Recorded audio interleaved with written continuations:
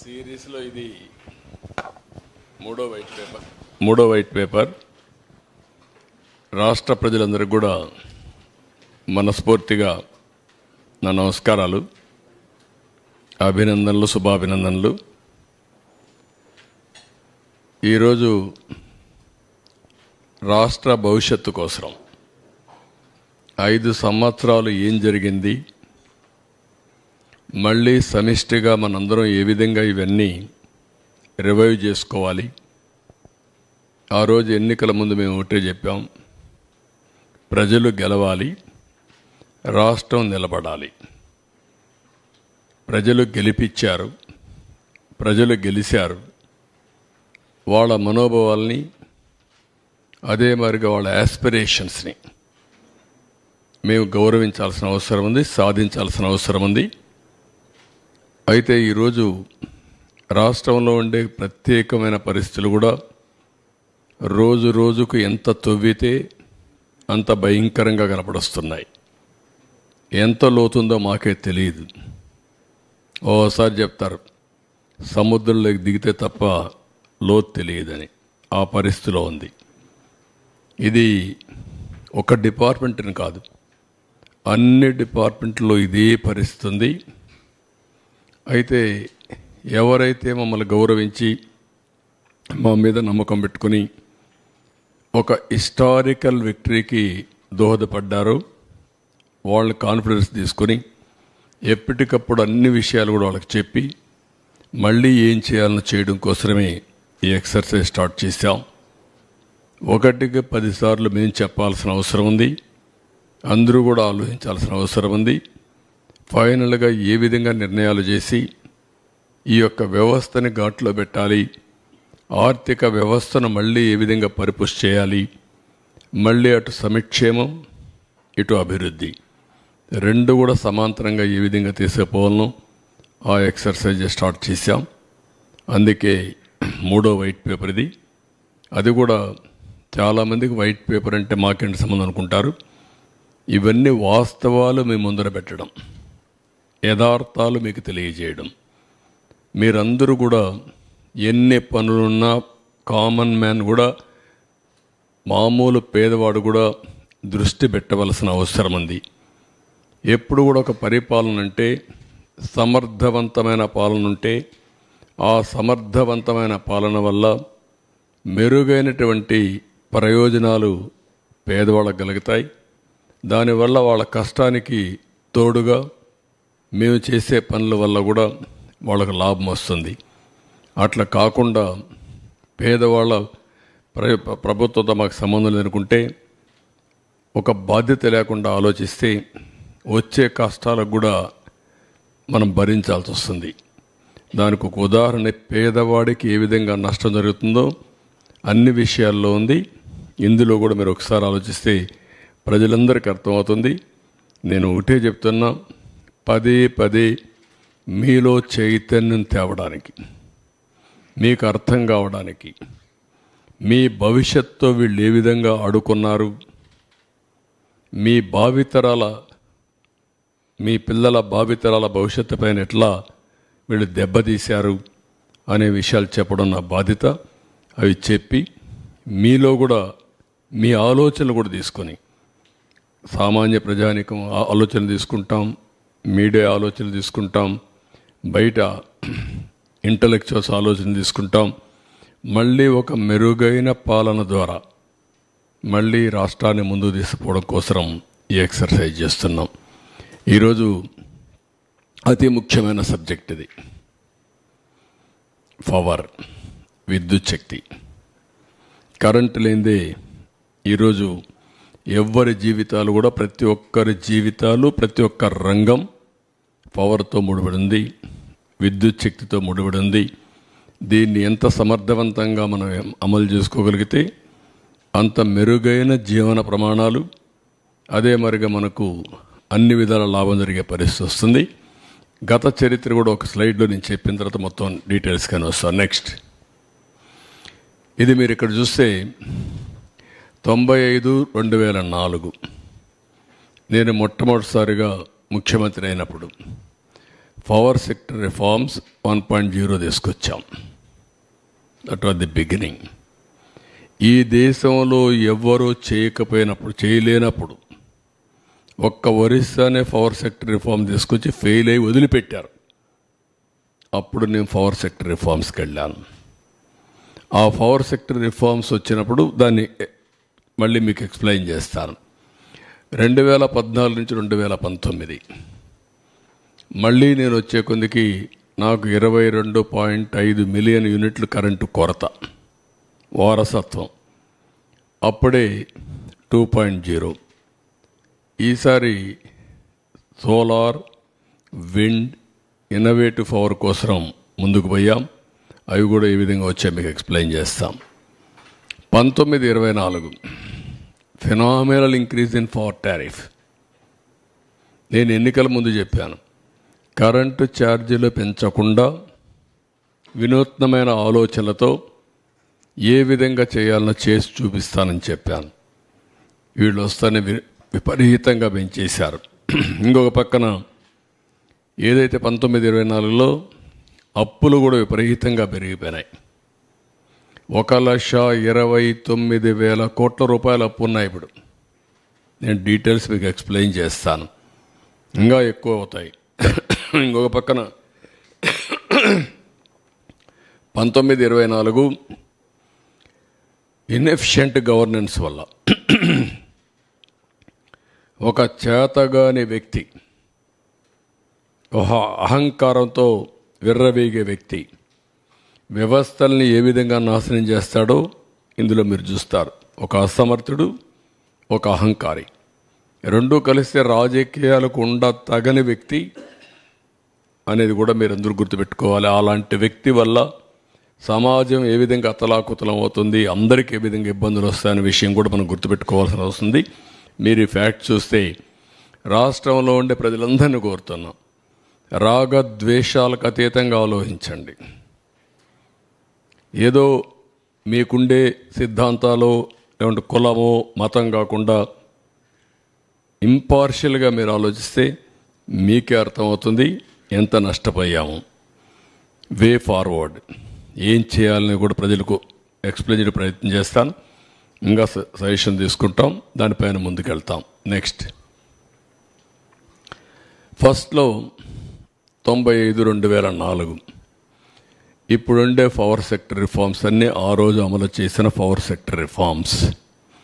First state in the country to introduce power sector reforms 98లో అమలు చేశాం. అదే మరి ఇండిపెండెంట్ రెగ్యులేటరీ కమిషన్ అపాయింట్ చేశాం, ఏపీఈఆర్సీ. దేశంలోనే మొట్టమొదటి రెగ్యులేటరీ కమిషన్. ఆ తర్వాత టెలికాంలో, సివిల్ ఏవియేషన్లో ఇంకా చాలా డిపార్ట్మెంట్లు వచ్చాయి.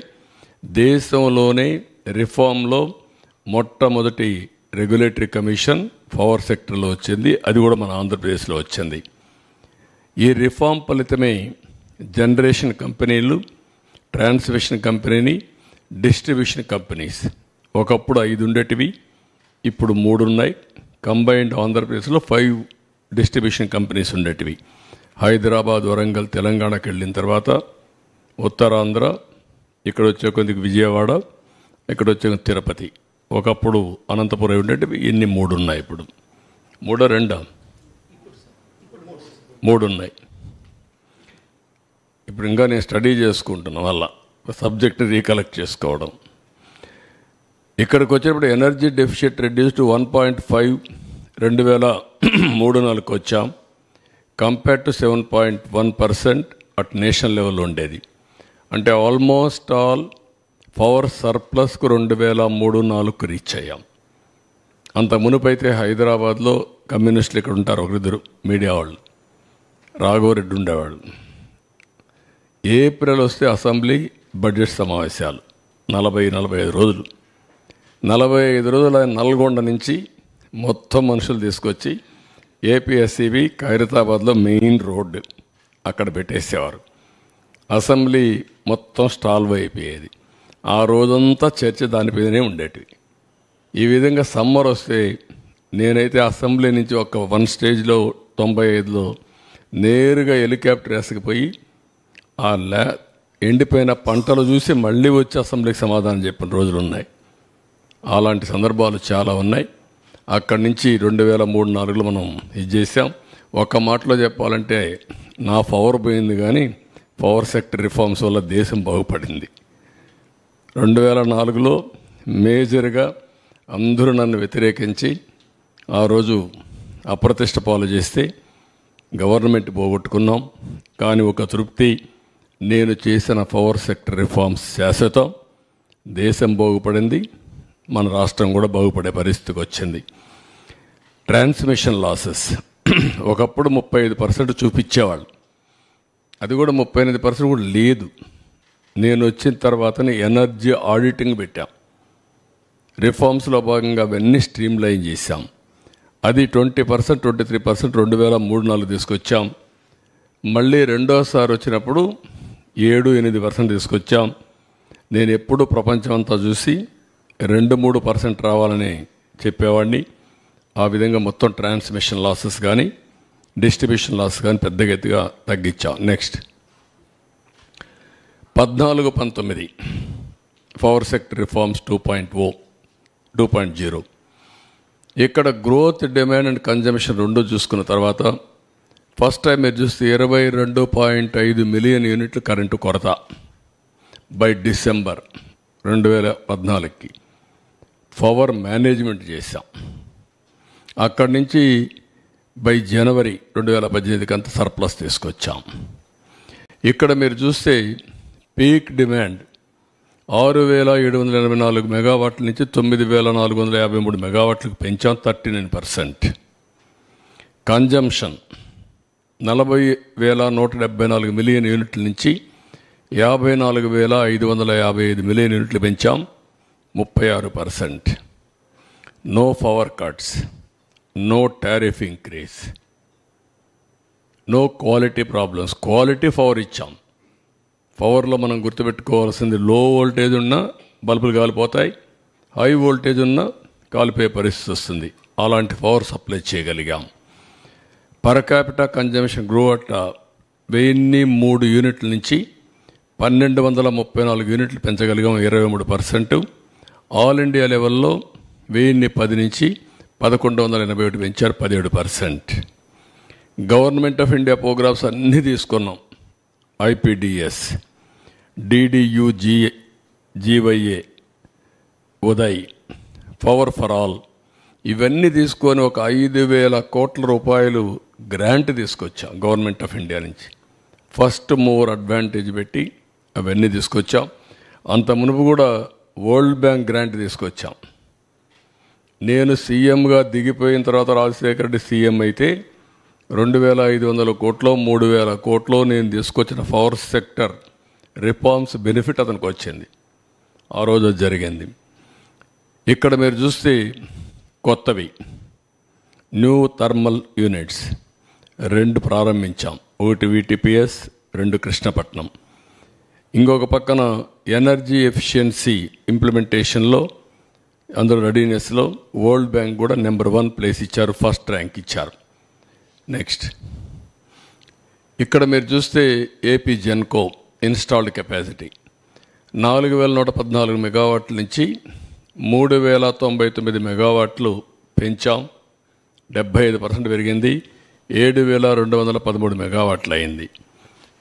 ట్రాన్స్మిషన్ కెపాసిటీ 29,863 MVA నుంచి 17,124 MVA పెంచాం, ఇది దగ్గర 57%. 46,987 MVA పెరిగింది. Installed renewable energy capacity solar, wind, రెంట్లో కూడా బ్రేకప్ ఇచ్చారు. 1,342 మెగావాట్ల నుంచి 6,374 మెగావాట్లు పెంచాం, 475%. 7,716 మెగావాట్లు అయ్యింది. సోలార్ కెపాసిటీ 66 నుంచి 2,979 మెగావాట్లు పెంచాం, 45.14% పెరిగింది, 3,045 మెగావాట్లు పెరిగింది. 4,514%. విండ్ 731 మెగావాట్ల నుంచి 3,346 మెగావాట్లు అదనంగా పెంచాం, 458%. అదే మొత్తం చూస్తే ఏంటో బ్యాటరీ అయిపోయి ఉంటుంది, 4,077 మెగావాట్లు అయింది. టోటల్ జనరేషన్ కెపాసిటీ 5,456 ఉంటే దాన్ని 9,473 పెంచి కట్ అయిపోతుంది చూడండి. 9,473 మెగావాట్లు పెంచి 174% పెంచి 14,929 మెగావాట్లు చేశాం. నెక్స్ట్ మీరు ఒకసారి అవార్డ్స్ చూస్తే ట్రాన్స్కో 12, జెన్కో 27, అదే మాదిరిగా ఈస్టర్న్ పవర్ 48, నెడ్ క్యాప్ 43, ఏపీఎస్పీసీఎల్ 9, ఇంకా ఒక 5 నెడ్ క్యాప్, ఇవన్నీ మొత్తం మీరు చూస్తే 145 అవార్డులు వచ్చాయి. అదే మాదిరిగా నోటబుల్ అవార్డ్స్ వచ్చి national and international agencies best power utility ఉందా తీసురా, బెస్ట్ బ్యాక్,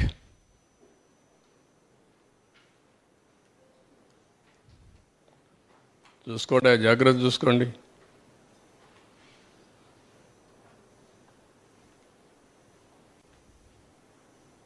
ఏది ఓకే, ఇది కరెక్ట్గా రావడం లేదు, ఎతకాలి, అలవాటు కావాలి. బ్యాక్ మొత్తం మీరు చూస్తే బెస్ట్ పవర్ యూటిలిటీ,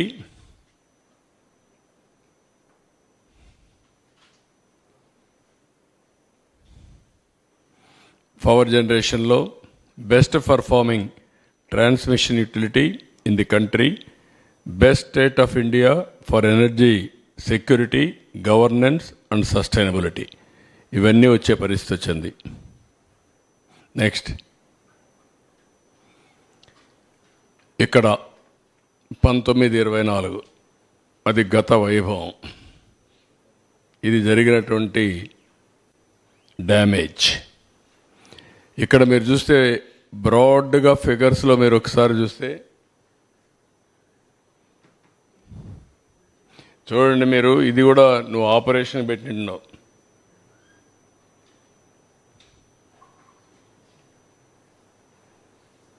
రెండు కన్ఫ్యూజ్ అవుతుంది. తీసుకెళ్ళి ఒళ్ళు దగ్గర పెట్టుకొని పనిచేయండి, తమాషాలు ఆడుతున్నారు. చూసినప్పుడు టారిఫ్ బర్డన్ ఆన్ కన్జ్యూమర్స్, గవర్నమెంట్లో కూడా ఉండేవాళ్ళు మరి పనిచేస్తున్నారు, వారసత్వంగా వచ్చాయి మాకు ఇవన్నీ. తొలి రోజు వస్తే కమ్మోడు కూడా పనిచేయాల, రూములు పనిచేయాల, ఏసీలు పనిచేసే పరిస్థితి లేదు.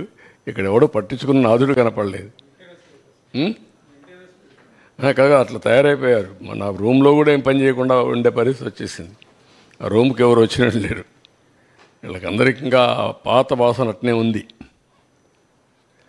ఇక్కడ చూసినప్పుడు టారిఫ్ బర్డన్ ఆన్ కన్జ్యూమర్స్ 32,166 కోట్లు పడింది. 2 అప్పులన్నీ అన్ని యూటిలిటీస్ కలిపి 49,596 కోట్లు. ఇవి కాకుండా ఇన్ఎఫిషియంట్ గవర్నెన్స్ వల్ల ఏ ప్రాజెక్ట్ ఎప్పుడు ప్రారంభించాలో ప్రారంభించకుండా పోవడం, అవన్నీ క్లోజ్ చేసి షార్ట్ టర్మ్ పర్చేసెస్ చేయడం, ఇష్టానుసారంగా చేసిన దానివల్ల 47,741 కోట్లు పెరిగింది. మొత్తం మీరు చూస్తే 1,29,503 కోట్ల రూపాయలు టోటల్ లాసెస్ ఈ రోజుటికి 5 ఏళ్లలో జరిగి ఈరోజు మనకు ఇంత లాస్ ఉండే పరిస్థితి వచ్చింది. నెక్స్ట్ ఇక్కడికి వచ్చినప్పుడు టారిఫ్ బర్డన్ ఆన్ కన్జ్యూమర్ 32,126 కోట్లు చూపించాం. అప్పులు 49,596 కోట్లు. 81,762 కోట్లు ఈ రెంట్ వల్ల వచ్చింది. ఇది కాకుండా ఇన్ఎఫిషియన్సీ హెడ్స్ ఇచ్చాం ఒక 7 దాకా. ఒకటి VTPS, 2 కృష్ణపట్నం. ఈ 2 డిలే అయినాయి. దానికి షార్ట్ టర్మ్ పర్చేసెస్ చేశారు. 12,808 కోట్ల రూపాయలు అదనంగా భారం పడింది.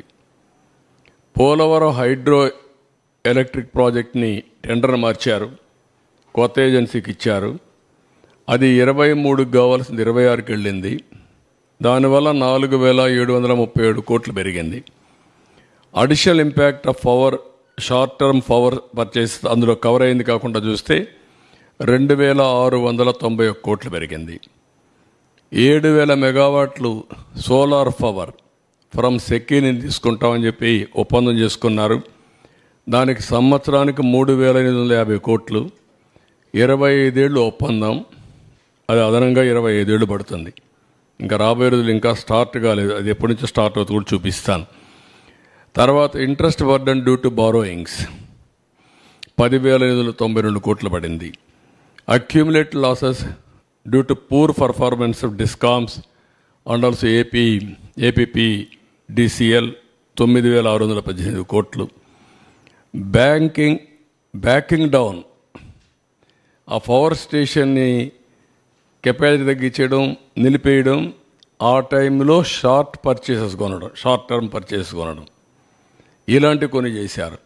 దానివల్ల ఒక 3,135 కోట్లు పెరిగింది. అంటే మన కెపాసిటీ ఉంది, ఆ పవర్ ప్రాజెక్ట్ ఆపరేట్ చేయరు, థర్మల్ ఆపరేట్ చేయకుండా వదిలిపెట్టి బయట కొన్నారు. దానివల్ల కూడా విపరీతంగా పడింది. మొత్తం కలిస్తే 47,740 కోట్లు. గ్రాండ్ టోటల్ చూసినప్పుడు 1,29,503 కోట్లు పెరిగింది.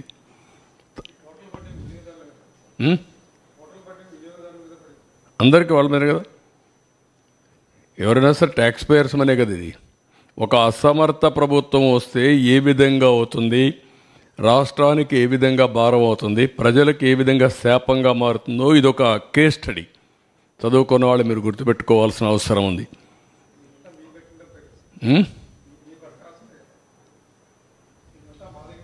మీ దగ్గర నుంచి వస్తే చేస్తారు, ఇంకెక్కడి నుంచి చేస్తారు? రాష్ట్రంలో అన్ని మీ దగ్గర నుంచి. నెక్స్ట్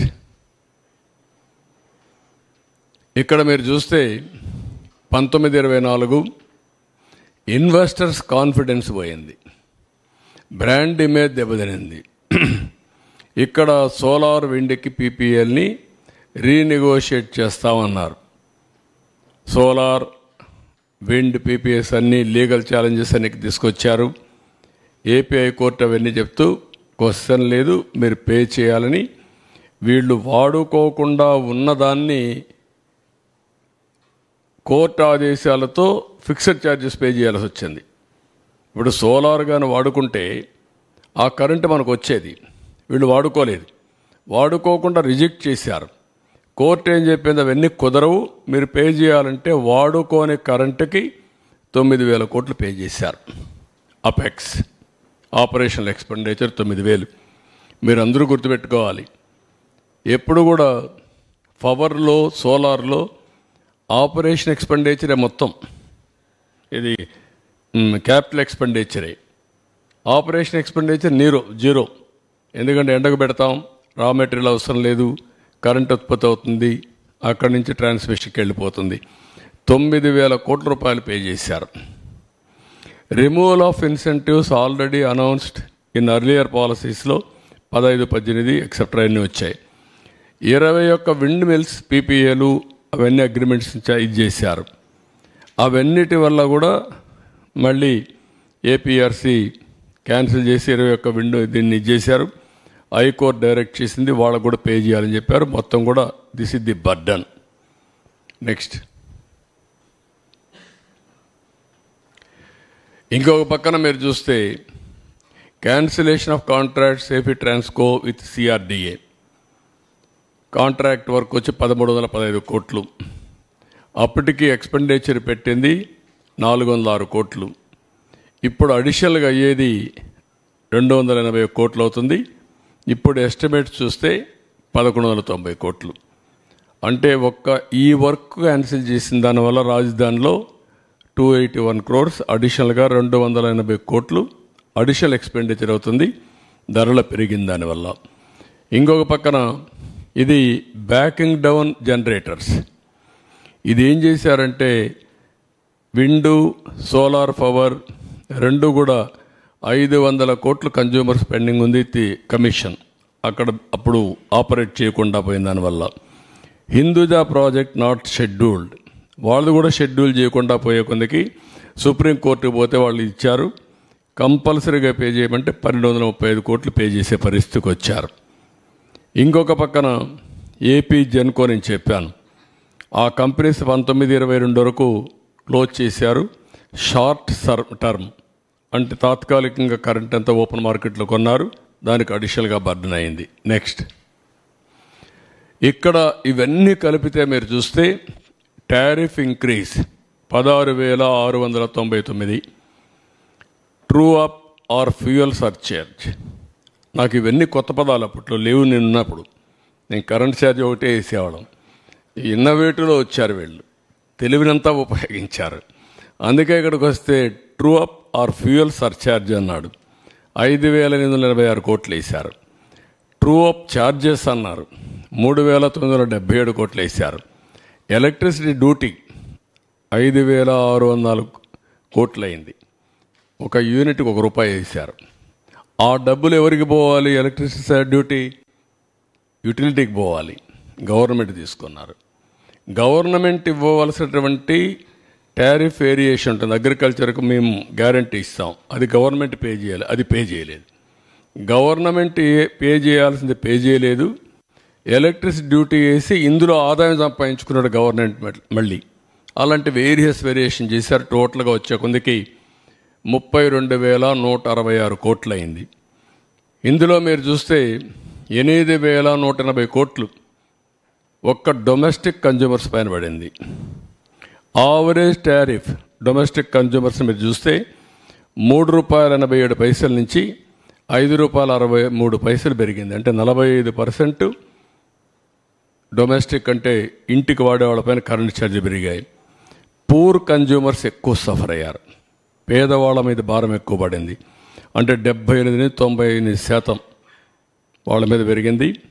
ఇంకొక పక్కన మిడిల్ క్లాస్ చూసి 29% పెరిగింది. మొత్తం 1,53,00,000 మంది కన్జ్యూమర్స్ సఫర్ అయ్యారు. ఇంకొక పక్కన పెండింగ్ ఉంది ఇప్పుడు మళ్ళీ 17,137 కోట్లు ట్రూ అప్ ఫ్యూయల్ ఛార్జెస్ ఏపీఆర్సీలో పెండింగ్ ఉన్నాయి. ఇది మోర్ రిలవెంట్. 50 యూనిట్లు వాడే వాళ్ళందరికీ ₹1 నుంచి ₹1.99 పెరిగింది. 100 యూనిట్లు వాడే వాళ్ళకి ₹2.44 నుంచి ₹4.53 పెరిగింది, 86% పెరిగింది. 200 యూనిట్లు వాడేవాడికి ₹6.32 నుంచి ₹1,123 పెరిగింది, 78% పెరిగింది. 300 యూనిట్లు వాడేవాడికి 1,573 నుంచి 2,034 అంటే 29%. ఎప్పుడూ మాట్లాడుతూ ఉంటాడు పెత్తందారులని. ఈ పెత్తందారు చేసిన పనికి పేదవాడు చితికిపోయే పరిస్థితి వచ్చింది. పేదవాడి మీద భారం పడింది, పేదవాళ్ళు నడ్డి విరిచే పరిస్థితికి వచ్చాడు. అన్నింటికంటే ముఖ్యంగా 50 యూనిట్లు వాడిన వ్యక్తులపైన 98% పెంచారు, 100% భారం మోపారు. నెక్స్ట్ ఇక్కడ మీరు ఒకసారి చూస్తే ఈ యూటిలిటీస్ అంతా కూడా 62,826 కోట్ల రూపాయలు 18-19లో ఉంటే అది ఈరోజు 1,12,422 కోట్లు 23-24 పెరిగింది. అంటే మొత్తం పెంచింది మీరు చూస్తే 49,596 కోట్లు పెరిగింది, 79%. అన్ని యూటిలిటీస్ కలిపి. క్యాపెక్స్ లోన్స్ ఇంక్రీజ్డ్ అంటే క్యాపిటల్ ఎక్స్పెండిచర్ మీరు చూస్తే ఇందులో 36,772 నుంచి 46,380 కోట్లు పెరిగింది 5 ఇయర్స్లో. Apex operational, this is very important, 26,034 కోట్ల నుంచి 66,042 కోట్లు పెరిగిపోయింది. అంటే దగ్గర దగ్గర 40,000 కోట్ల రూపాయలు ఆపరేషనల్ ఎక్స్పెండిచర్ పెరిగింది. అదే మరి ఇంకొక పక్కన short term borrowings at higher interest rate 11.11% తీసుకొచ్చారు. దీనివల్ల అడిషనల్ బర్డను 10,892 కోట్లు షార్ట్ టర్మ్ లోన్స్ మీద లాస్ట్ 5 years పడింది. అంటే టోటల్ లోన్స్ ఇంక్రీజ్డ్ బై మొత్తం ఎలక్ట్రిసిటీ బోర్డులో 50,000 కోట్లు. ఈ 50,000 కోట్లు ప్లస్ 32,000 కోట్లు సంవత్సరం భారం. ఇది మనం గుర్తుపెట్టుకోవాలి, ఎంత భారం వేశారనే దీనికి ఎగ్జాంపుల్ ఇది. నెక్స్ట్,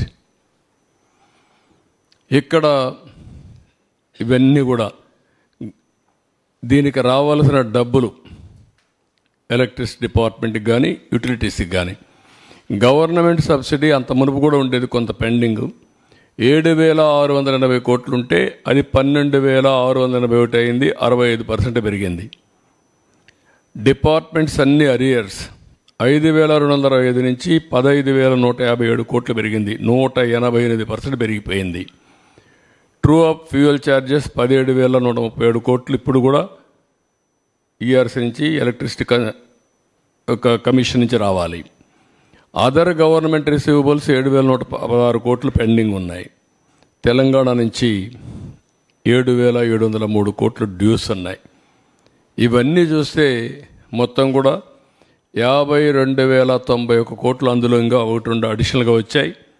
అవన్నీ చూసినప్పుడు 52,091 కోట్లు వీళ్ళకి బకాయిలు వేరియస్ ప్లేసెస్ నుంచి రావాలి. అవుట్ స్టాండింగ్ రిసీవబుల్స్ ఇంక్రీజ్ ఒకప్పుడు 12,945 కోట్లు ఉంటే అది ఇప్పుడు 52,091 కోట్లు పెరిగి 39,146 కోట్ల రూపాయలు, 302% పెరిగాయి బకాయిలు. హెల్త్ ఆఫ్ ది ఆర్గనైజేషన్ పూర్తిగా క్షీణించిపోయే పరిస్థితికి వచ్చింది, చాలా సమస్యలు వచ్చాయి. నెక్స్ట్, ఇక్కడికి వచ్చినప్పుడు గవర్నెన్స్ వల్ల, చేతగాని పరిపాలన వల్ల, రిపీట్గా చెప్తున్నా మీరు గుర్తుపెట్టుకోవాలి, ఒక్కొక్కసారి పెద్ద పెద్ద కంపెనీలు కూడా ఇన్వెస్ట్మెంట్ పెట్టినప్పుడు చేతగాని మేనేజ్మెంట్ వస్తే అవన్నీ కూడా BFRకి వెళ్ళిపోతాయి, ఉండే ఆస్తులు కూడా పోతాయి. ఆ విధంగా వీళ్ళు చేశారు. VTPS కృష్ణపట్నం డిలే, దీని నష్టం 12,818 కోట్లు. Polavaram hydro electric project delay 4,737 కోట్లు. Additional impact of short term power purchases, ఇది అదనంగా 2,691 కోట్లు. 7,000 మెగావాట్లు సోలార్ పవర్ సెకీ ద్వారా కొనేదానిలో సంవత్సరానికి 3,850 కోట్లు. ఇంట్రెస్ట్ బర్డన్, ఎక్కువ అప్పులు చేశారు, దానికి వడ్డీ కట్టాలి, దాని భారం 10,892 కోట్లు. ఏవైతే అక్యుములేటెడ్ లాస్ వచ్చాయో అవన్నీ మీరు చూస్తే డిస్కామ్స్లో APPDCLలో 9,618 కోట్లు. బ్యాకింగ్ డౌన్, వాలంటరీగా నిలిపేసి షార్ట్ పర్చేస్ కొన్నారు, షార్ట్ టైం పర్చేసెస్ కొన్నారు, దానికి 3,035 కోట్లు. మొత్తం కలిసి ఒక అసమర్థుడి పరిపాలన వల్ల 47,741 కోట్లు అయింది. అంటే తిక్కలోడు తిరణాలకు పోతే ఎక్కనో దగ్గర సరిపోయిందంటారు, ఆ పరిస్థితిలో మనం ఉన్నాం. ఏంటిది, ఏంటి పరిపాలన? ఇలాంటి వాడు అర్హత ఉందా పరిపాలించడానికి? ఇలాంటి వ్యక్తుల్ని సపోర్ట్ చేస్తే ఏమవుతారు? ఎక్కడా లేనంత నష్టం జరిగింది. అది నా బాధ, ఆవేదన ప్రతి ఒక్కరు అర్థం చేసుకోవాల్సిన అవసరం ఉంది. ఇంకా ఫర్దర్గా డీటెయిల్స్ పోతే నెక్స్ట్, ఇది ఒకసారి చూస్తే VTPS 55 నెలలు డిలే అయింది కమెన్స్మెంట్కి, నిలిపేశాడు. డబ్బులు కొరత లేదు, డబ్బులున్నాయి, ప్రాజెక్ట్ స్టార్ట్ చేశాం, కావాలని ఇది ఉండాలన్నా వద్దా అని డిలే చేసి తర్వాత ఆపరేట్ చేశారు. 55 నెలలు డిలే అయింది. దాని కాస్ట్ వచ్చి 2,029 కోట్లు అదనంగా కాస్ట్ పడే పరిస్థితికి వచ్చింది. అదే మరి ఇంకొక పక్కన 21 మిలియన్ యూనిట్స్ని ప్రొక్యూర్ చేశారు, దానివల్ల భారం 4,895 కోట్లు. కృష్ణపట్నం స్టేజ్ 2, అది కూడా 800 మెగావాట్లు, 44 నెలలు డిలే అయిపోయింది. దాని కాస్ట్ వచ్చి మీరు చూస్తే ఎక్స్లవేషన్ 2035 కోట్లు. ఇంకొక పక్క 12,000 మిలియన్ యూనిట్లు ప్రొక్యూర్ చేశారు. దీని కాస్ట్ 3,860 కోట్లు. మొత్తం ఇక్కడ చూస్తే ఇవన్నీ కలిపి టోటల్ డిలే అయిన దానివల్ల 12,818 కోట్లు. ఎవడైనా సరే గవర్నమెంట్లో ప్రాజెక్ట్ వచ్చిన తర్వాత సమర్థులను పెట్టుకొని ఇమీడియట్గా ఆపరేట్ చేస్తారు, కంప్లీట్ చేస్తారు. ఒక అసమర్థుడి యొక్క దీనివల్ల నీళ్ల పోసిన ఇదయింది, 12,500 కోట్లు పోయింది. నెక్స్ట్, ఇది పోలవరం టర్న్కీ కాంట్రాక్ట్ అవార్డు ఇచ్చారు 6 డిసెంబర్ 2017. కమిషన్ చేసింది 2023. టర్మినేట్ చేశారు, మళ్ళా దాన్ని చేసి 26 వరకు కొత్త కాంట్రాక్ట్కి ఇచ్చారు. ఆన్ గోయింగ్ ఆర్బిట్రేషన్ ఇంకా సెటిల్ కాల. అది సెటిల్ అయితే 1,500 కోట్లు. పాతవాడికి 1,500 కోట్లు సెటిల్ చేయాల. ఇప్పుడు కొత్తవాడు వచ్చింది 26కి వస్తాడు, 23కి పవర్ వచ్చేది. అక్కడి నుంచి ఇంపాక్ట్ అండ్ వేరియేషన్ ఆఫ్ ఇది మొత్తం ప్రైస్ వేరియేషన్ 350 కోట్లు అవుతుంది. Generation losses 2,000 units for Yanam. Additional burden 1,155 కోట్లు 24 వరకు. ఇంకా పెరిగితే ఇంకా పెరుగుతుంది. టిల్ జనవరికి అయితే 3,000 మిలియన్ యూనిట్లు 1,732 కోట్లు. టోటల్గా 4,737 కోట్ల రూపాయల నష్టం చేశాడు. ఒక ఈ ప్రాజెక్టు వల్ల, డిలే వల్ల, చేతగాని తనం వల్ల, అహంకారి వల్ల అదనంగా 1,500 కోట్లు పే చేస్తున్నారు. ఒక వ్యక్తి అహంకారానికి ఎంత ప్రైస్ ఉందో మీరు గుర్తుపెట్టుకోవాలి. ఎంత రాష్ట్రం పే చేస్తూ ఉందో గుర్తుపెట్టుకోవాల్సిన అవసరం ఉంది. Next, short term power purchases. ఇక్కడ మీరు చూస్తే short term power purchases increase. ఒకప్పుడు 3,373 కోట్లుంటే 3 మిలియన్ యూనిట్లుంటే అది 1922, 23, 24లో 11,655 మిలియన్ యూనిట్లు కొన్నారు. Average short term purchases cost increased from ₹4.02 ఒకప్పుడు ఉంటే ఇప్పుడు ₹7.61 పెరిగింది. 89% కాస్ట్ పెరిగింది. డిస్కామ్స్ 43,416 మిలియన్ యూనిట్లు షార్ట్ టర్మ్ సోర్సెస్ ద్వారా కొన్నారు. 5 ఏళ్ళు 26,030 కోట్ల రూపాయలు కన్జ్యూమర్స్ పైన భారం పడింది. ఇవన్నీ కూడా ఫ్యూయల్ ట్రూ అప్ కానీ, ఫ్యూయల్ సర్చార్జెస్ కానీ ఇవన్నీ కూడా వేసి మొత్తం 12,250 కోట్ల రూపాయలు అదనంగా భారం పడింది. ఇందులో మీరు చూస్తే షార్ట్ టర్మ్ పర్చేసెస్ 43,416 మిలియన్ యూనిట్లు కొన్నారు. టోటల్ కాస్ట్ 26,030 కోట్లు. ఇది అడిషనల్ బర్డన్, అంటే మామూలు రేటు కంటే వ్యత్యాసం. నెక్స్ట్, ఇంకొక పక్క 7,000 మెగావాట్ల సోలార్ పవర్ సెకి నేను చెప్పాను మీకు. ఇది 3,000 మెగావాట్లు సెప్టెంబర్ 2024కి వస్తుంది, ఇంకా రాలా. తర్వాత ఇంకొకటి 3,000 మెగావాట్లు సెప్టెంబర్ 25కి వస్తుంది. ఇంకొక 1,000 మెగావాట్లు సెప్టెంబర్ 26కి వస్తుంది. ఎప్పుడు కూడా ముందుగానే కొనేసి వేరియస్ డెవలప్మెంట్ సోలార్లో వస్తాయి. వచ్చినప్పుడు మనం ఇక్కడ తయారు చేసుకోవచ్చు. ఇప్పుడు ఇన్నోవేటివ్ ఐడియాస్ వచ్చాయి. ట్రాన్స్మిషన్ లాసెస్ జీరో చేసుకునే అవకాశం ఉంటుంది. అంటే సబ్స్టేషన్లోనే పవర్ జనరేట్ చేసుకుంటే అక్కడి నుంచే కనెక్ట్ చేస్తే ట్రాన్స్మిషన్ లాసెస్ ఏమి ఉండవు. ఇప్పుడు ఇక్కడ ట్రాన్స్మిషన్కే 3,550 కోట్ల నుంచి 4,350 కోట్లు పే చేయబోతున్నారు ఫర్ ఇయర్. ఒక ట్రాన్స్మిషన్కి రాజస్థాన్ నుంచి ఇక్కడ తీసుకురావడానికి దిస్ ఈజ్ ది ప్రైస్. ఏమనాలి?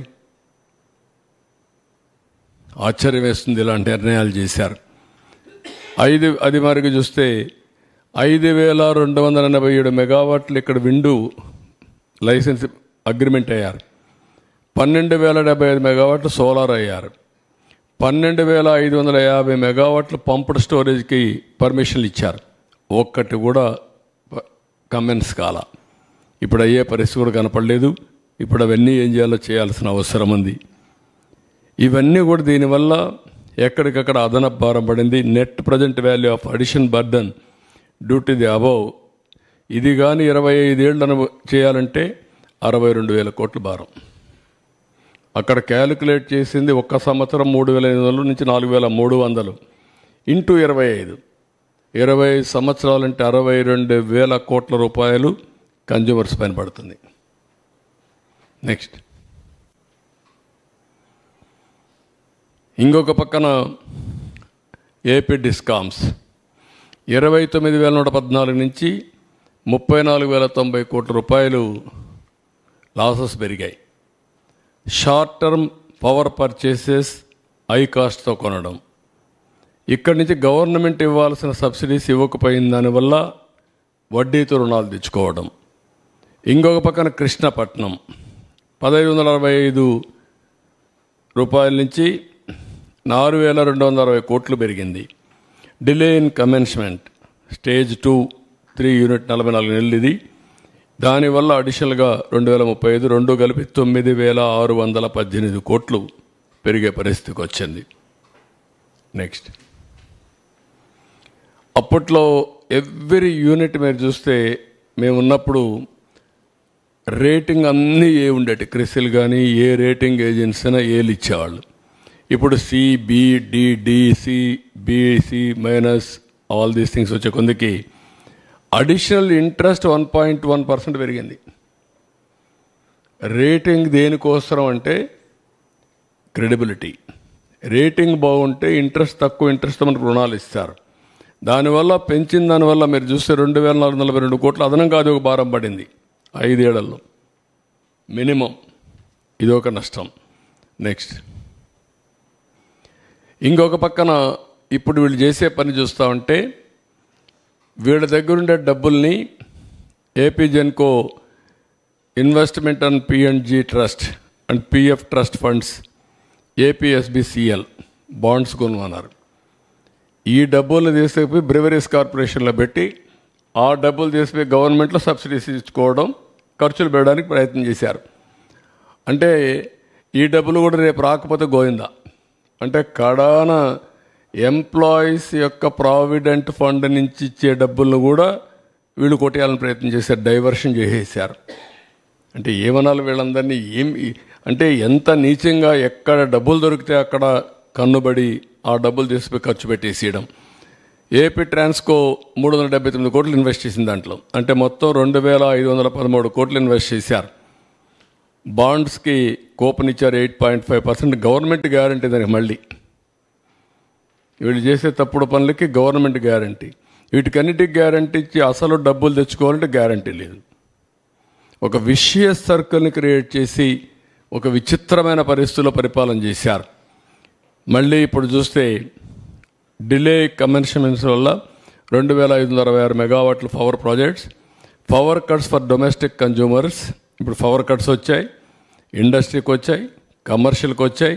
ఇవన్నిటి వల్ల మీరు చూస్తే ఎక్కడికక్కడ steep tariff increase and reimposing power cuts వల్ల sales growth limited to 4.8%, one of the lowest in the country. Power ఎప్పుడు కూడా ఇంక్రీజ్ అవుతూ ఉంది. వేరియస్ పర్పస్ కొడుతున్నాం. ఒక పక్క ట్రాన్స్పోర్ట్, ఎలక్ట్రికల్ వెహికల్స్ వస్తున్నాయి, ఇంకో పక్క ఇండస్ట్రీ, ఇంకో పక్క డొమెస్టిక్, ఇంకో పక్క ఎక్కడికక్కడ ఇండస్ట్రియల్ గ్రోత్ రేట్ పెరుగుతూ ఉంది. కానీ లోయెస్ట్ పవర్. దీనివల్ల ఏమైంది? గ్రోత్ రేట్ ఆగిపోయింది. గ్రోత్ రేట్ ఆగిపోతే ఆదాయం తగ్గిపోయింది, అభివృద్ధి ఆగిపోయింది, ఆదాయం తగ్గిపోయింది, అప్పుల పాలయ్యే పరిస్థితికి వచ్చాం. మళ్ళీ ఇదొక సైకిల్ మళ్ళా రివర్స్లో. నెక్స్ట్ ఇప్పుడు వే ఫార్వర్డ్ ఏం చేయాలనేది. ఇప్పుడు ఒకసారి చూస్తే మొత్తం 1,29,503 కోట్ల రూపాయలు. ఇంకొక పక్క 25 ఏళ్ళు అయితే 62,000 కోట్లు. ఇంకొక పక్క ఇన్వెస్టర్స్ కాన్ఫిడెన్స్ మొత్తం పోయింది. ఇప్పుడు ఏం చేయాలి? మొత్తం లేనిపోని అగ్రిమెంట్లు చేసి కూర్చున్నారు. ఇవన్నీ ఇప్పుడు మళ్ళీ ఎట్లా హ్యాండిల్ చేయాల్సిన అవసరం ఉంది. ఇప్పటి నుంచి సీరియస్గా ఆలోచిస్తున్నాం. పవర్ కట్స్ లేకుండా క్వాలిటీ పవర్ ఎట్టివ్వాలి, రిలయబుల్ ఎట్టివ్వాలి, అఫోర్డబుల్ రేట్స్ ఎట్ రావాలి. అదే సమయంలో ఎనర్జీ సెక్టర్ కూడా ర్యాపిడ్గా ట్రాన్స్ఫార్మ్ అవుతూ ఉంది. చాలా మార్పులు చేర్పులు వస్తున్నాయి, ఊహించిన పరిణామాలు వస్తున్నాయి. ఇవన్నీ కూడా అధ్యయనం చేసుకొని ఏదైతే ఒకప్పుడు 1.0 నేనే పవర్ సెక్టర్ రిఫార్మ్ తీసుకొచ్చాం, సెకండ్ పవర్ సెక్టర్ రిఫార్మ్స్ 2.0 తీసుకొచ్చాం, ఇప్పుడు 3.0 పవర్ సెక్టర్ రిఫార్మ్స్ ఎట్లా ట్రాన్స్ఫార్మ్ చేయాలనో, ఈ సెక్టర్ని ఎట్లా రివైవ్ చేయాలి, రీస్ట్రక్చర్ చేయాలి, రీబిల్డ్ చేయాలి, ఈ మూడు కూడా చేయాల్సిన అవసరం ఉంది. దానికోసం ఆలోచిస్తున్నాం. ఇది బిగ్గెస్ట్ ఎక్సర్సైజ్. నేను అందుకే చాలాసార్లు మీకు చెప్పాను, నా లైఫ్లో ఇలాంటి వ్యవస్థలు విధ్వంసమైన సందర్భం ఎప్పుడూ చూడలేదు. 4వసారి నేను ముఖ్యమంత్రి. 4వసారి ముఖ్యమంత్రి అయిన తర్వాత ఈ సెక్టరే ఒక ఎగ్జాంపుల్. 2014లో 22.5 మిలియన్ యూనిట్లు కరెంటు కొరత ఉంది. దాన్ని 3 నెలలు అధిగమించాను. అక్కడి నుంచి రిఫార్మ్ తీసుకొచ్చి రేట్లు పెంచకుండా నాణ్యమైన కరెంట్ ఇచ్చాం. అంత మునుపు 94-95 దేశమంతా ఉంది ఆ సమస్య, నాకు ఒక్కడికే కాదు. అప్పుడే పవర్ సెక్టర్ రిఫార్మ్స్ తీసుకొచ్చాం. 2004 అంతా పవర్ సర్ప్లస్ అచీవ్ చేశాం. ఈరోజు పరిస్థితి ఏంటంటే అప్పులు కట్టాలి, మళ్ళీ ఈ వ్యవస్థను ఘాట్లో పెట్టాలి, మళ్ళీ ప్రజలకు ఏదైతే హామీ ఇచ్చామో ఆ రిఫార్మ్ తీసుకొచ్చి భారం లేకుండా చేయాల్సిన బాధ్యత ఉంది. ఒక పక్క చూస్తే మోయలేనంత భారం, ఇంకొక పక్క చూస్తే మా మీద ఎక్కడ లేని అభిమానం. ఈ రెండు ఏ విధంగా ఆలోచించాలనో, ఆలోచించడమే కాకుండా ఏ విధంగా రివ్యూ చేయాలనో ప్రజలందరి సజెషన్స్ తీసుకుంటాం, ఆలోచనలు తీసుకుంటాం. ఎంత తొందరగా వీలైతే అంత తొందరగా ఈ వ్యవస్థను ఘాట్లో పెట్టడానికి ఎన్ని ప్రయత్నాలుంటే అన్ని ప్రయత్నాలు చేస్తాం. Very tight rope. ఒక పక్క ఇన్వెస్టర్స్ అన్నీ నేను క్యాన్సిల్ చేస్తే వాళ్ళు కోర్టు పోయి మళ్ళా తీసుకొస్తే ఇప్పుడు నేను కరెంటు వాడకుండా మళ్ళా వాళ్లకు నేను ఫిక్స్డ్ ఛార్జెస్ పే చేయాల్సి వస్తుంది. అవి ఏమున్నాయి, అగ్రిమెంట్ సెట్ చేశారు. ఇవన్నీ కూడా ఎగ్జామిన్ చేసి ఇంకా డెప్త్కు పోవాల్సిన అవసరం ఉంది. ప్రైమరీగా నేను ఇస్తానన్న వైట్ పేపర్స్లో ఇది ఒక ముఖ్యమైన వైట్ పేపర్. ఇది వైటల్ కూడా. పవర్ సెక్టర్ అనేది చాలా ముఖ్యం. ఎందుకంటే ఇంకా రాబోయే రోజుల్లో ఆల్ వెహికల్స్ అన్నీ కూడా ఎలక్ట్రికల్ వెహికల్స్ వచ్చేస్తాయి. ఎవ్రీవేర్ సోలార్ విండ్ వస్తుంది.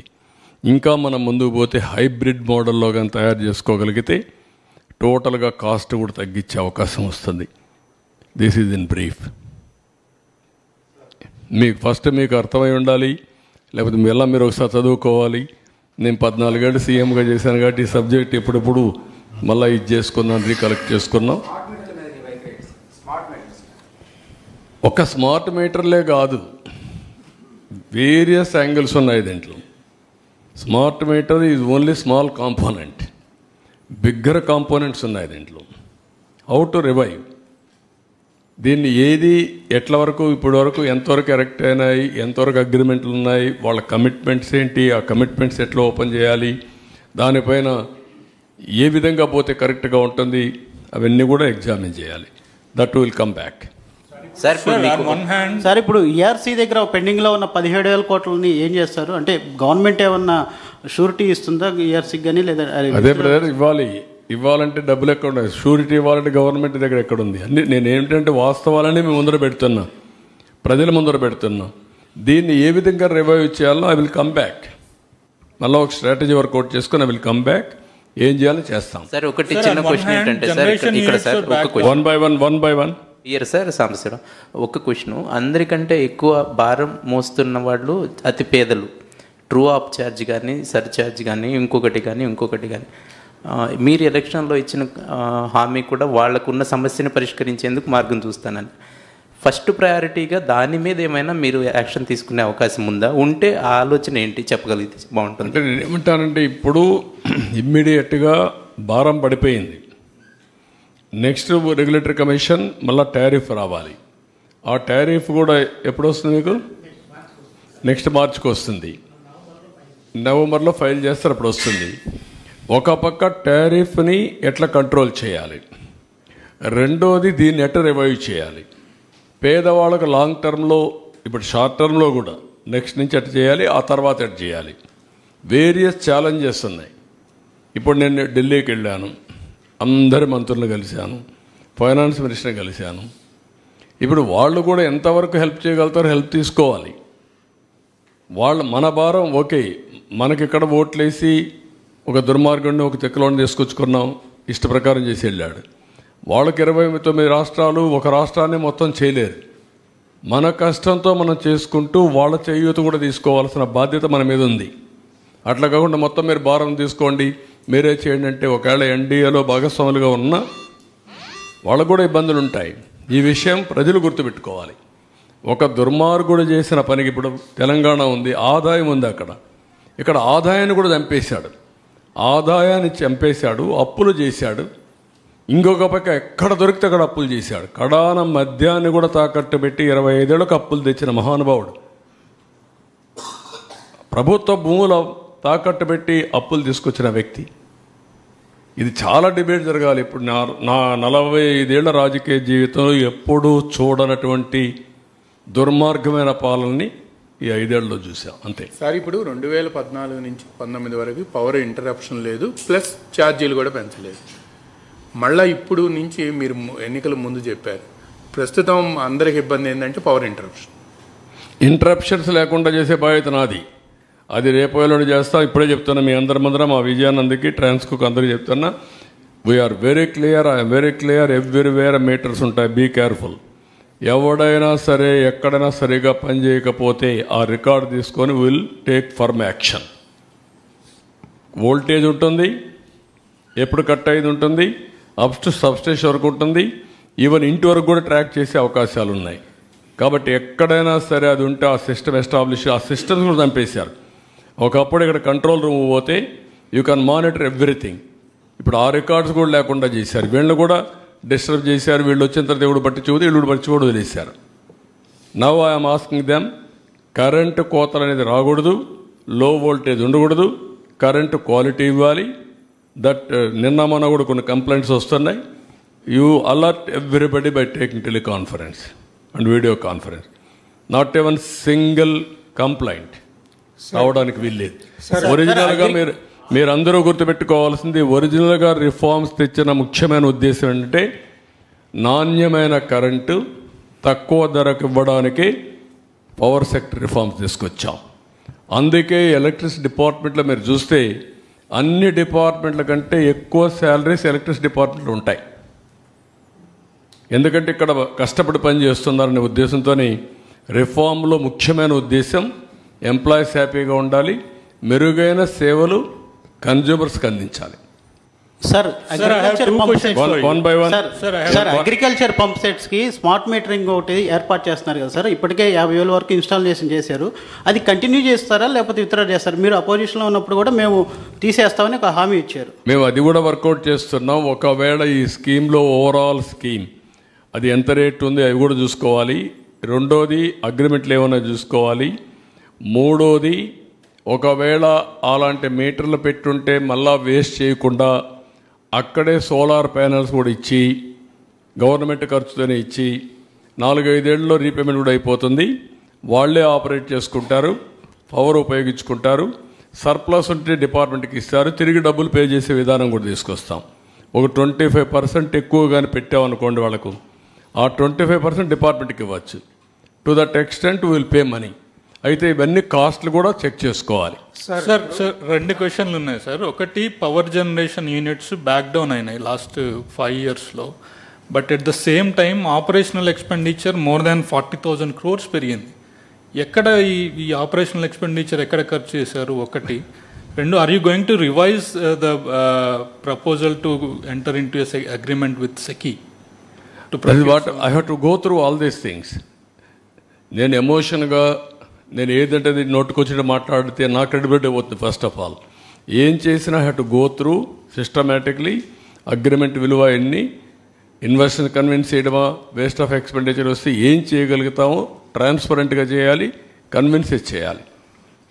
సార్ ఇప్పుడు ఇది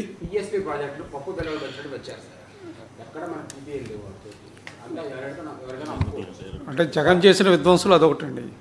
అంటే 2 ఆస్పెక్ట్స్ ఉన్నాయి. ఒకవేళ బయట వెళ్ళాయి అనుకోండి ఈ ప్రాజెక్టులు, మనకు నష్టం లేదు. మన కన్జ్యూమర్ ఎత్తన పడుకుంటే చాలు మనకు. ఇప్పుడు దానివల్ల కూడా మీకు ఏమవుతుందంటే కొన్ని ప్రాజెక్టులు కొన్ని హబ్స్ వాళ్ళు తయారు చేసుకుంటారు గవర్నమెంట్ ఆఫ్ ఇండియా. నేను మాట్లాడినప్పుడు Andhra Pradesh is also one of the state to go for green hydrogen. ఇప్పుడు ఉదాహరణకు ఒకప్పుడు మనం ఏం చేసామంటే విశాఖపట్నంలో 2000 మెగావాట్లు ఇంపోర్ట్ కోల్తో ఎన్టీపీసీ పవర్ జనరేషన్కి ఇచ్చాం. ఇప్పుడు వాళ్ళు ఏమంటున్నారు, మేము దానికి పోలేము, కాస్ట్ ఎక్కువ అవుతుంది, మేము గ్రీన్ హైడ్రోజన్కి పోతాం, అదే సైట్లో మీరు పర్మిషన్లు ఇవ్వండి మాకు. విశాఖపట్నంలో ఉండే థర్మల్ ప్లాంట్ను కూడా గ్రీన్ థర్మల్ ప్లాంట్గా మారుస్తాం పొల్యూషన్ లేకుండా. ఆ కార్బన్ కూడా తీసుకొచ్చి ఇక్కడ డైవర్ట్ చేసుకుంటాం, అంటే వాల్యూ అడిషన్కి పోతామని మొన్న ఎన్టీపీసీ చైర్మన్ చెప్పాడు. ఇలాంటి వినూత్నమైన మార్పులు వస్తున్నాయి, అవన్నీ డిస్కస్ చేయాలి. ఉపాధి లేదు కానీ ఒకటి ఉంది అడ్వాంటేజ్, మనకు డబ్బులు వస్తుంది, రెవెన్యూ వస్తుంది, రెవెన్యూ జనరేషన్ కూడా ఉంటాయి దీంట్లో. అదే దాన్నే అవన్నీ కూడా నేను ఒకసారి అన్ని చూడాలి, మొత్తం చూసిన తర్వాత ఏం చేయాలో మనం ఆలోచిద్దాం. సార్ మీకు లెగసీ లాసెస్ 1,29,000 కోట్లు అన్నారు, ఇప్పుడు రిఫార్మ్ 3.0 తీసుకొచ్చే అవకాశం ఉందా, ఎట్లా చూస్తారు? I'm working on that. అంటే ఈరోజు నేను చెప్పలేను కదా, కొన్ని వేరియస్ మెథడ్స్ వర్కౌట్ చేసి ట్రాన్స్మిషన్ లాసెస్ తగ్గించాలి.